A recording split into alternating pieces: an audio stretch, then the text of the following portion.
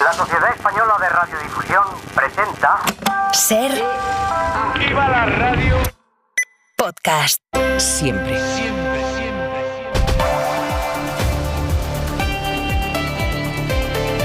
Y este Jueves Santo termina de la peor forma posible. 4 personas han muerto por el temporal Nelson, 2 en Asturias, que han caído al mar por el fuerte oleaje, y otras 2 en Tarragona. En este caso se trata de un adolescente de 16 años que se ha caído al agua y de un adulto que se ha tirado a intentar sacarlo de ahí. Joan Jimeno, ¿qué tal? Buenas tardes. ¿Qué tal? Buenas tardes. La Guardia Civil investiga cómo es posible que haya caído al agua este chico de 16 años.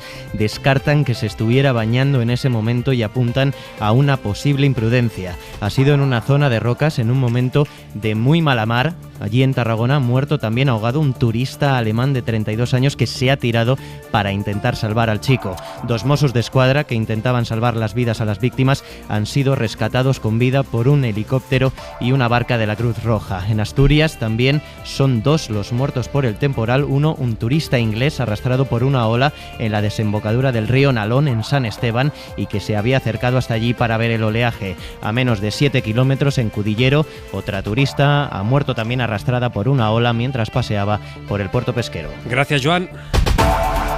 Y vamos ahora mismo con las procesiones de este Jueves Santo, las que han podido salir, porque en muchas ciudades, pues ya lo saben, la lluvia ha amargado el día. Por ejemplo, en Sevilla, donde parece que va a seguir lloviendo toda la madrugada. Natacha Payá, buenas tardes. Buenas tardes. En las próximas horas continuará la inestabilidad en la mitad occidental, que es donde se prevén los mayores acumulados y las fuertes rachas de viento.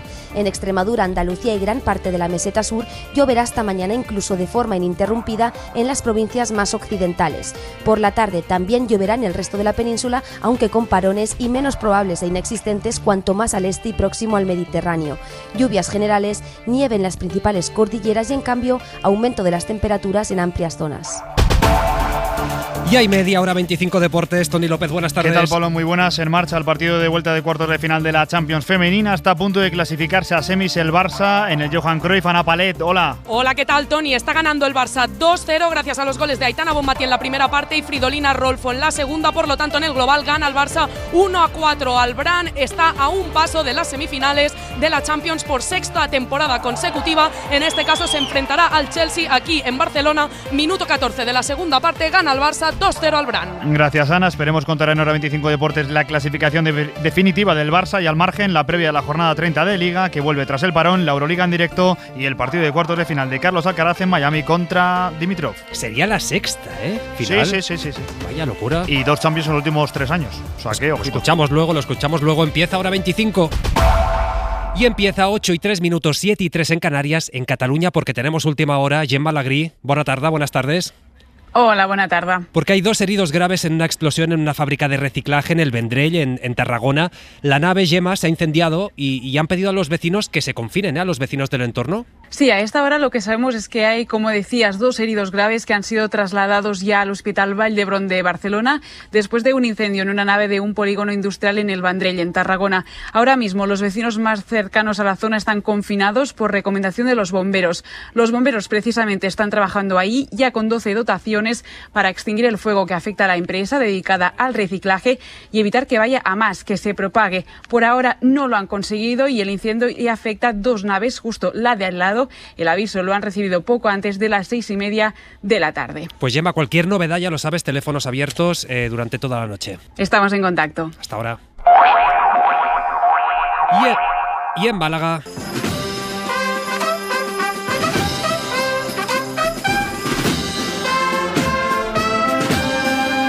Así es como suenan ahora mismo las calles de la ciudad andaluza que se ha librado del temporal Nelson. Han tenido suerte. Ahí la mayoría de cofradías sí que han podido salir en procesión esta tarde. No todas, sí la mayoría. Y siguiéndolas está Antonio Villuana. ¿Qué tal? En este instante estamos escuchando de fondo la agrupación musical San Lorenzo Mártir que acompaña a la Hermandad de Viñeros. Ya pasaron por tribuna oficial la Hermandad de la Sagrada Cena y Santa Cruz. A continuación, realizarán su estación de penitencia Veracruz, Mena y Esperanza, habiendo suspendido por ahora las cofradías de Zamarrilla y Misericordia debido a las previsiones de lluvia.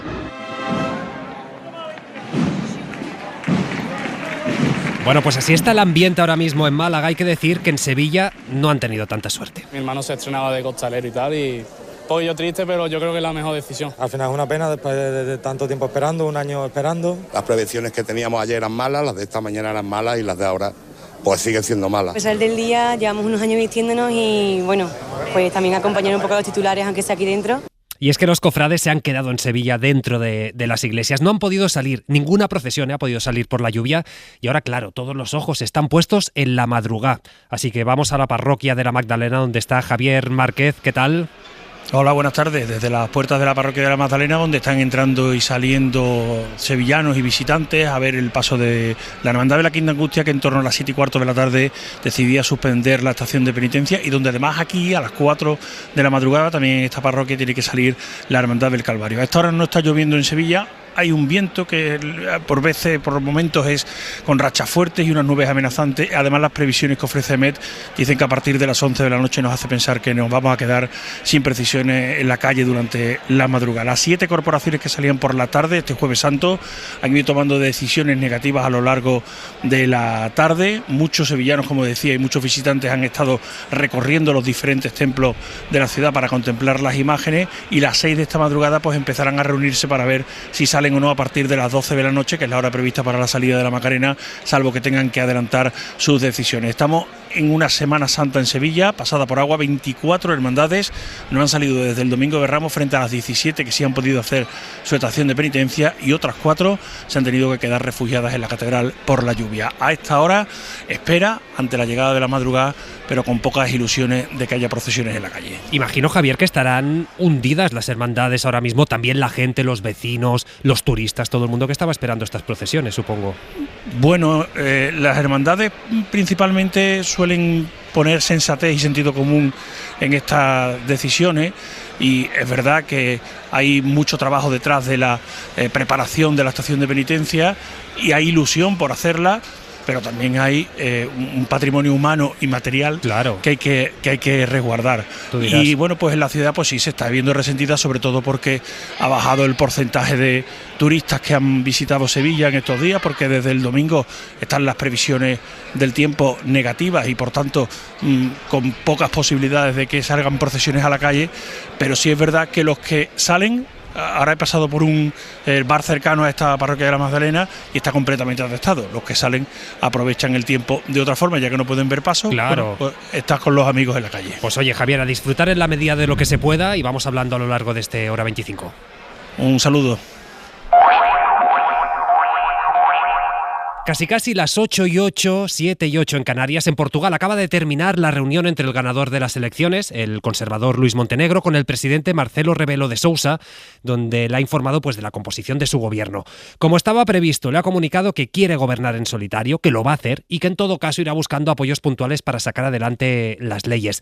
Informa para la SER desde Lisboa, Brais Suárez. Así es, en apenas 15 minutos Rebelo de Sousa ha aceptado la lista propuesta por Montenegro. Opta por nombres muy asociados al partido, con un fuerte perfil político de centro-derecha, pero también algunos cargos con experiencia más técnica, especialmente en sanidad e infraestructuras. El único miembro ajeno al partido es Nuno Melo, el socio de coalición de Montenegro del partido CDS. En general, predomina la experiencia en Europa, con perfiles relativamente jóvenes de quien se espera un aire fresco. Es un gobierno que deberá ser muy dialogante para llegar a acuerdos constantemente con las distintas formaciones del Parlamento. También se les atribuye una experiencia suficiente que les garantice agilidad para implementar medidas urgentes en sectores muy precarizados.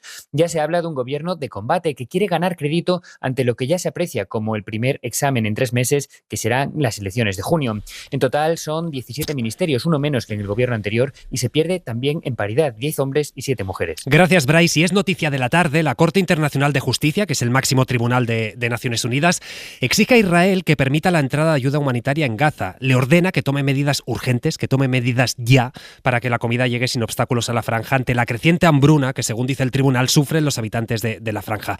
Aunque, como ya ha pasado con la resolución del Consejo de Seguridad, pues hay que decir que no parece que el gobierno de Netanyahu esté por la labor de cumplir. Victoria García, buenas tardes. Gran parte del operativo militar israelí se concentra en la zona de Jan Yunis, en Gaza, pero desde hace 10 días ha vuelto a asediar el hospital de Al-Shifa y sus alrededores en el norte de la franja, donde habrían matado a 200 milicianos de Hamas, según ha contado el portavoz del ejército. 170 terrorists were neutralized. Los hemos abatido junto a centenares de cómplices en el operativo que se ha convertido en el más exitoso contra la organización organización terrorista desde que empezó la guerra. La Corte Internacional de Justicia ordena a Israel que permita la llegada de ayuda humanitaria sin cortapisas a los palestinos porque su situación es crítica. Volker Turk es el comisionado de la ONU para los Derechos Humanos. Mire usted, cuando hablamos de asistencia humanitaria, seamos claros, Israel es una fuerza ocupante, tiene la obligación de suministrar esa asistencia. Si esa asistencia no llega en las cantidades necesarias, estamos hablando de hambruna controlada y es un serio cuestionamiento. Gracias, Vicky. Y sobre otra guerra, en este caso la de Ucrania, el canciller alemán asegura que hay varios gobiernos europeos analizando una vía negociadora con Rusia para intentar poner fin a la invasión. En una entrevista, Olaf Scholz afirma que hay conversaciones discretas entre varios países, entre los cuales Ucrania, para analizar cómo sería un proceso de paz. Isabel Villar, buenas tardes. ¿Qué tal, Pablo? Scholz no ha concretado qué gobiernos están analizando ese fin negociado de la guerra, al margen de mencionar a las autoridades ucranianas, pero sí ha asegurado que el diálogo se lleva, como decías, de forma discreta. Dice el canciller alemán que la forma más fácil de terminar la guerra sería que Rusia se retirara, pero también ha recordado que en los 2 años de invasión ambos bandos han sido capaces de negociar cosas como el intercambio de prisioneros o la seguridad de la central nuclear de Zaporilla. En Ucrania, la posición oficial de la presidencia sigue siendo la misma, que no hay contacto directo alguno con Rusia y que cualquier negociación es inviable si Moscú no retira sus tropas del territorio. Y en Estados Unidos han condenado a 25 años de cárcel al conocido como niño prodigio de las criptomonedas, a Sam Bankman, que es el fundador de la empresa FTX. Lo condenan por su responsabilidad en el colapso de la compañía y el robo de, atención, $8.000 millones a sus clientes. Se dice pronto, $8.000 millones.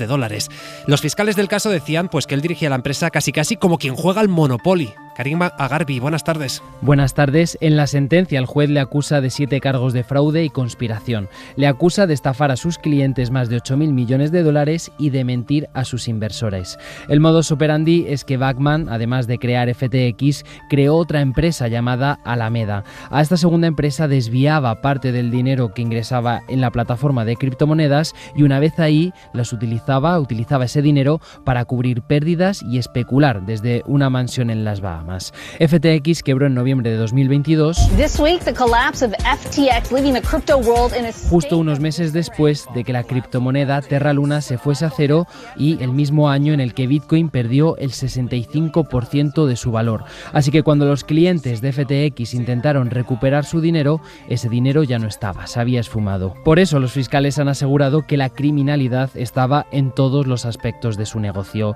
Pedían para él 50 años de cárcel, finalmente el juez le ha sentenciado a 25. Oye, Karim, y sigo contigo porque las administraciones públicas españolas han sufrido, también atención a la cifra esta, 25.000 ciberataques solo en los 2 primeros meses del año. Esto es el triple, Karim, que en 2023. Eso es, las administraciones públicas ya sufren el 34% de todos los ciberataques que se registran en España. Es una tendencia que desde hace años se mantiene al alza. Javier Martí es el responsable de ciberseguridad de Secure and IT. El número de ataques está creciendo exponencialmente. De hecho, tenemos un caldo de cultivo, una situación geopolítica que lo facilita mucho. Entre los motivos están la resistencia de algunos grupos de ciberdelincuentes a ser desmantelados o la actividad de algunas organizaciones que trabajan con finalidades políticas generalmente prorrusas. Entre sus objetivos en España, los que más lo sufren, los ayuntamientos. Intentan buscar objetivos que sean ricos en información, que tengan grandes bases de datos y al final la administración pública pues aglutina toda esa información. A pesar de que hay normativas nacionales y europeas que establecen cómo deben organizarse estas defensas, los expertos apuntan a que la implantación no se está haciendo correctamente. Y volvemos a Andalucía, donde varias narcolanchas han embestido a una patrullera de la Guardia Civil en las costas de Cádiz, entre San Roque y la línea de la Concepción. Ha sido durante una persecución y afortunadamente esta vez no ha habido heridos. Radio Algeciras, Rubén García. Todo comenzó en Manilva, en la provincia de Málaga, cuando se detectó frente a la costa varias narcolanchas. Al detectar la presencia de la Guardia Civil, los narcos intentaron huir, pero una lancha con problemas mecánicos frustró sus planes y la patrullera se aproximó. Se inició entonces una persecución que acabó ya en la provincia de Cádiz, entre San Roque y La Línea, en la urbanización La Alcaidesa, cuando hasta 5 narcolanchas atacaron a la patrullera de la Guardia Civil para proteger a la embarcación averiada. A pesar de los esfuerzos de los agentes, la patrullera sufrió daños, pero no hubo heridos entre los efectivos debido al gran calado de la embarcación del Instituto Armado. Desde Jucil, Agustín Leal ha denunciado la indefensión una vez más de los agentes de la Guardia Civil. Lo triste es que el Gobierno, la Administración, está de puente. Ha dado la espalda por completo a las fuerzas y cuerpos de seguridad, a la Guardia Civil en su lucha contra el narco. Ha dado la espalda totalmente, sin personal, sin medios adecuados y sin respaldo por parte de nuestros dirigentes políticos. También otra asociación de guardias civiles como la UGC, junto a Jucil, ha denunciado la escalada de violencia que los agentes sufren por parte de los narcotraficantes. Gracias, Rubén. Pues todavía sobre las narcolanchas, en la SER hoy les estamos contando novedades del asesinato de 2 guardias civiles en febrero, embestidos precisamente por una de estas embarcaciones. Hemos accedido a las declaraciones de los detenidos ante la jueza y todos intentaron negar que fueran a bordo de esa narcolancha, pero los investigadores los han pillado gracias a las marcas que sufrió la embarcación tras la embestida, Javier Bañuelos. Sí, las pruebas del caso desmienten a los narcos. Primero por la ropa, los 2 testigos que han aportado varios vídeos al juzgado coinciden en que uno de los narcos llevaba puesto un abrigo rojo en el momento del asalto. ¿Y usted debajo del abrigo este o de esto de agua rojo, qué es lo que llevaba? ¿Cuándo que yo puesto lo mismo? Pues precisamente en el momento de la detención, Jairo, amigo del Chispas y de Kiko el Cabra, llevaba puesto un chaquetón rojo. Aún así, los 6 detenidos, aún en prisión, negaron ante la jueza que fuesen a bordo de la narcolancha que pasó por encima de la Zodiac de la Guardia Civil. Sin embargo, su coartada se desmoronó cuando la Fiscalía desveló este detalle. ¿Y usted sabe que esa embarcación en la que iban tiene signos de haber tenido impacto con una embarcación con colores amarillo y rojo que son como la embarcación que tenía la Guardia Civil? No. ¿Que no qué? Que no lo sé, no lo sabía. Esa goma con 4 motores fuera borda era la única que tenía 2 antenas, una de GPS y otra de Wi-Fi. Además, un avión de la Guardia Civil les siguió y observó cómo se refugiaron tras un carguero. Una vez en tierra, fueron detenidos gracias a una operación jaula. De ahí que en su escrito la Fiscalía zanje que no hay ninguna duda de que eran ellos quienes iban a bordo de la narcolancha que asesinó a los 2 guardias civiles en Barbate. 8:17, 7:17 en Canarias. Sumar quiere reactivar en el Congreso el debate sobre la legalización de la marihuana. El grupo de Yolanda Díaz defiende despenalizar el cannabis para uso propio, siguiendo el modelo alemán, que a partir del próximo 1 de abril va a permitir la tenencia de hasta 50 gramos. 2 diputados han planteado varias preguntas parlamentarias para forzar al ala socialista del Gobierno a pronunciarse. Ana Fernández Vila. Sí, Sumar defiende la regulación del cannabis y la despenalización del consumo propio. Ya lo pidieron en su programa electoral y lo que hacen ahora es pedir que se abra ya ese debate. Con esta iniciativa parlamentaria, en forma de pregunta que impulsan 2 diputados de Izquierda Unida, quieren que el Gobierno aclare si está a favor de la legalización y si creen que esta medida podría ser un instrumento para luchar contra las mafias y el tráfico de drogas. Los de Yolanda Díaz denuncian en su escrito que el prohibicionismo actual no sirve para acabar con este problema y defienden seguir el modelo de Alemania. Allí se acaba de legalizar la marihuana para consumo propio con una ley que a partir del próximo 1 de abril permitirá la tenencia de hasta 50 gramos, el cultivo no comercial y la distribución controlada en clubes de cannabis. Hora 25. Pablo Tallón.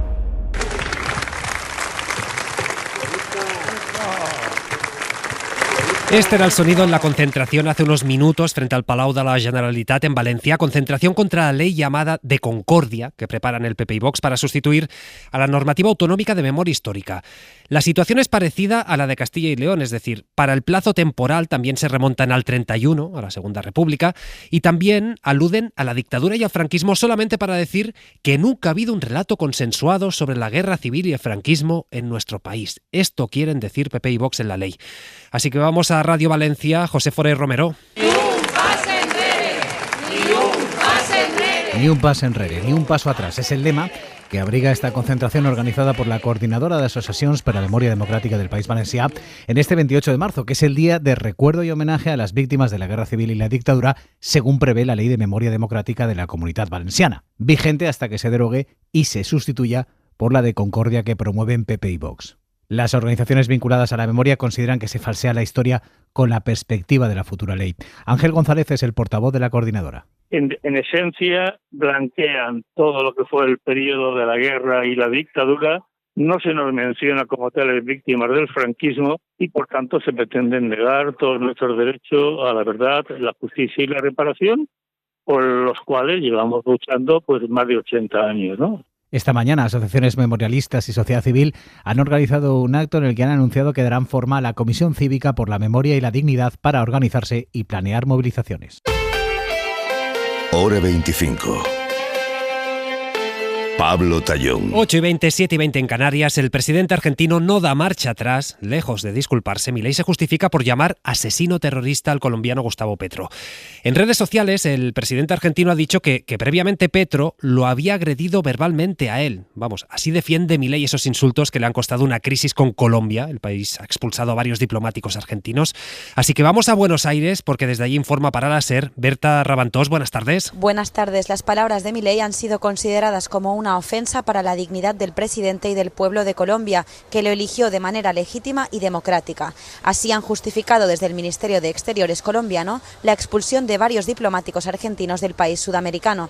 Petro también ha ordenado a su embajador en Buenos Aires que regrese a Colombia. Milei se expresó así ayer en una entrevista en CNN. La carnicería que es Venezuela es verdaderamente inaudito, lo mismo que la isla cárcel de Cuba. Después hay otros casos que van camino a, ¿no? Digamos, como el caso de Colombia con el señor Petro, que, digamos, bueno, mucho no se puede esperar de alguien que era un asesino terrorista, ¿no? Comunista. No es la primera vez que ambos presidentes se cruzan fuertes descalificativos. En 2023, Milei dijo que Petro, por ser socialista, era un excremento humano, y el colombiano le respondió en la red social X: eso decía Hitler.